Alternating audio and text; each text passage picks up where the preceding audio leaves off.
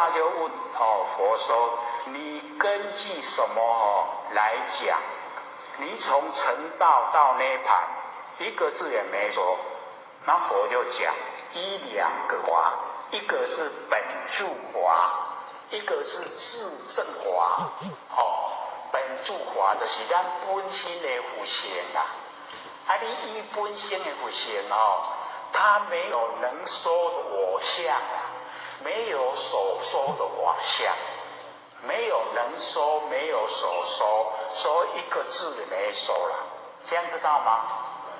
个自证法就是讲，伊修到所有的万法都来集中以后归纳，归纳了以后，已经进入到也佛性，所以他没有一样，没有能说的我，没有所说的法。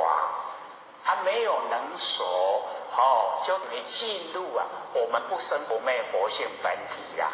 你知影无？所以后日你会听到讲，学迄些佛祖19年无讲，人老的来讲，今仔听看卖，到底在讲啥？不知道真理啊？知道了吗？我们要知道真理它是根据就是没有所能。所双明灭，能所拢无能所拢无讲没有说的我，没有所说的法，没有我相，没有法相，就已经全部不生不灭佛性本体啦。咱嘛是要爱本来这个，我们也是一样不要说我能说，你来听我说。能说就有所说